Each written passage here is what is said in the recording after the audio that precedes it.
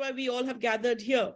The second edition of the Global Sustainable Development Summit 2022 has the honor to start with our first speaker, Mr. Sanjay Sethi, Executive Director at the Plant-Based Food Industry Association. Mr. Sethi is a graduate of Haryana Agriculture University, Hisar, and is the Executive Director at PBFIA. He completed his master's from IRMA and later did a course on sustainability at the Yale Business, a graduate from the Haryana Agriculture University. And he later on, Sanjay Sethi also brings 3 decades of experience in agriculture and sustainability fields to the table of plant-based foods. Previously, he was the board of Sustainable Rice Platform, an initiative of the UN Environment and International Rice Research Institute. He's also at the steering committee of the Global Agribusiness Alliance of the World Business Council for Sustainable Development, Geneva. Bringing to light the dawn of a plant-based age, India to lead the way to the world food security and nutrition. Please welcome Mr. Sanjay Sethi. Thank you so much. Good afternoon, everyone. Good evening. My name is Sanjay Sethi, and it's such a great pleasure to be part of this global network on Global Sustainable Development Summit. We believe that sustainability is a word which has been used quite often, and many people understand it very well. But many people also think that they understand, but they don't. One of the reasons for that is that the sustainability is so vast, such a vast subject. It's really very difficult to understand that how 17 SDGs, how they work with each other, and how we are able to measure the sustainable progress. These are huge subjects, and it's difficult to understand. But the thumb rule is that if we are doing good on one hand, we may not be doing so good on the other hand. Just to give you an example, plant-based foods industry, although we are working on replacing animal foods with more sustainable plant foods. But at the same time, while we are doing such a great sustainable progress, we have to also understand that are we not causing any packaging waste?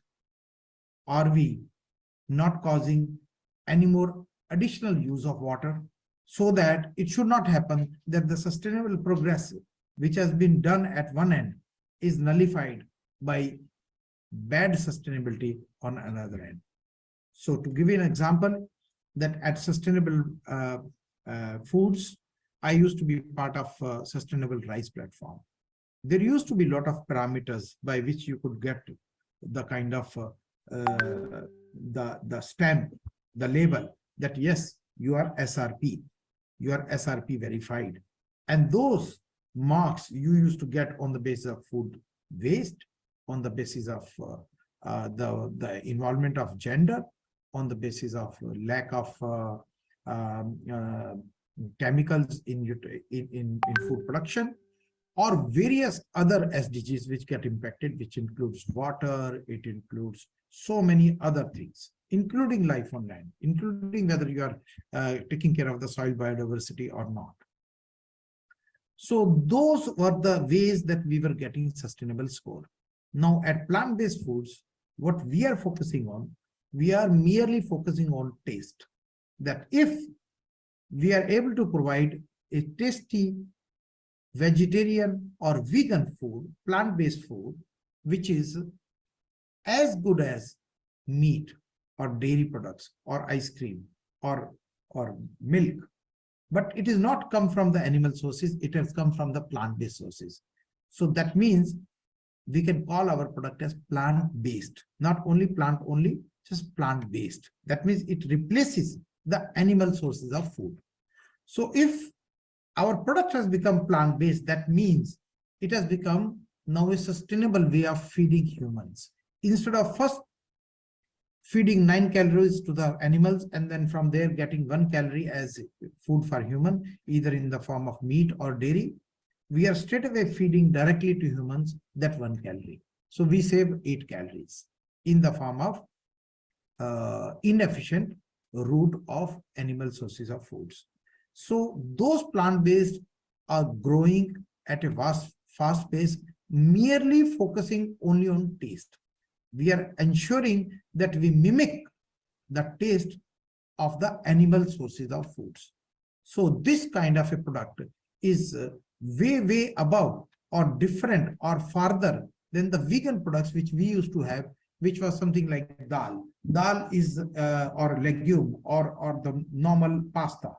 So all those foods were basically vegetarian, vegan foods, which did not have any animal sources of foods, whether it was cheese or it was meat.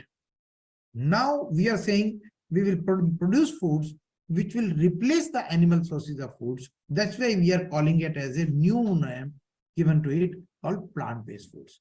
So plant-based foods has become such a big rage that now organizations are changing ingredients, and they're thinking, okay, instead of having fish meal, can I have a fish meal kind of a product which can be from plant sources?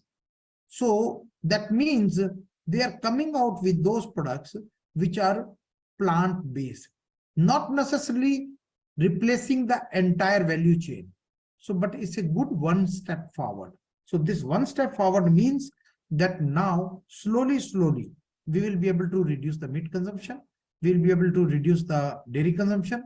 We will be able to reduce our dependence on animal sources. That means replacing the animals out of the food value chain. So the impact will not be only on the sustainability, impact will also be on the food security, because you will be able to feed more people. They say that we have enough resources available to produce food for 10 billion people, provided everybody becomes plant-based and vegan. But today, we barely feed 8 billion people, and then also some of them, they go hungry. So, sustainability and food security is the one aspect of plant-based foods. The other aspect is health. There are many people who are lactose intolerant, who feel that if they will consume red meat, they will get heart disease or other hypertension or other diseases which are very dangerous, because they are linked with the saturated fats coming from animal sources. Some people say that consuming animal sources of foods is basically poison. Why they say it? Because it leads to cancer. Or there is a recent phenomenon that in Pakistan, there is a very significant drop in the chicken consumption, because they feel that there are additional growth factors which are there inside the plant-based, inside the animal sources of foods, which are not required by the body. In milk, people think that this is for the calf, not for the grown-up human beings. So as a result, we don't have to consume that milk. So because of these various reasons, there is a scare, and then there are diseases like mad cow disease or bird flu, or there are so many diseases which come in animals. Corona was one of those, which we fear that they will jump onto human being, so they want to keep away from the animal sources of foods. That is why during Corona times, the chicken product consumption and the meat consumption dropped significantly, because there was a scare. So because of the health perception and sustainability and food security, the consumption of plant-based foods is going up. The third reason for which the plant-based foods consumption is going up is because of the ethical concerns. They say that SDG 15, which is life on land, it does not mean that first you take care of chicken and then you slaughter those chicken and eat them. Then it's not following the SDG 15, that is life on land. Taking care of SDG 15 means taking care of animals, that it is somehow morally not right that we slaughter another animal to fill our stomach, especially so that there is a food, but you want to taste that. So will you ever eat, a dog meat? No. So why? Because we love dogs. So when we love dogs, how is that we don't love chicken or the large animals or goat? So this is how there is a rising perception that even if it is dairy, what will happen to the male calf? It will go for the slaughterhouse.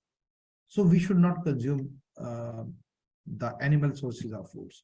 So because of ethical concerns, because of health, and because of sustainability and food security, plant-based movement is here to stay. It's growing at a very fast pace. Number of vegans have gone up by 0.5% to 3%. Investment is rising in this field. Young boys and girls, they are investing into it. By some surveys, it has been shown that youngsters, they care for all this. They care for sustainability, and they're willing to pay a premium for such products. So because of these new changes which are coming in, it looks like that animal sources of foods will actually become stranded assets. And we will not be able to sustain such kind of an agriculture for a long time.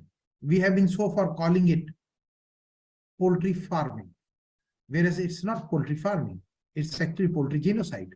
So I think you would see that the governments after governments, they would start to remove the support which is available for the animal sources of foods, and they will begin to become more and more expensive.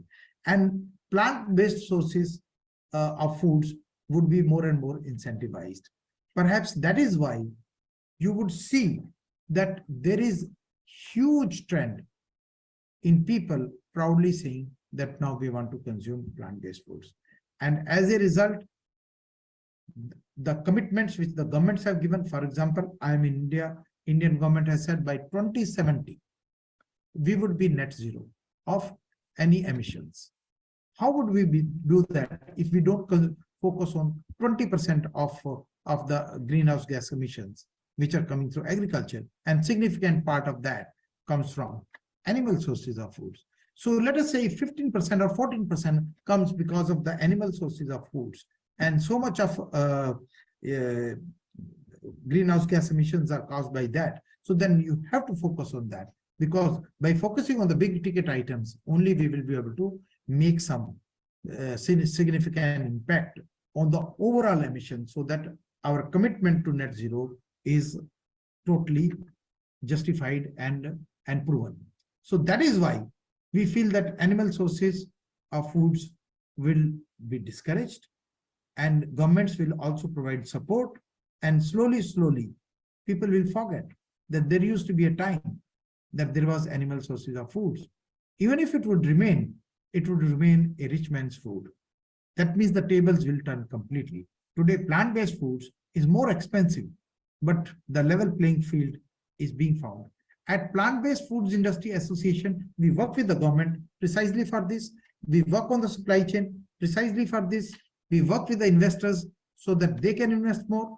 We work with the various scientists and innovation so that we come out with more and more tasty food which are absolutely like plant-based, like animal sources of food. So that as an overall impact is even more amazing, and this transition is faster. So today I request all of you, those who are listening, please turn plant-based, do not consume animal sources of foods, and encourage others, and encourage Plant-Based Foods Industry Association. Thank you. Thank you, Mr. Sethi. Those are really great insights.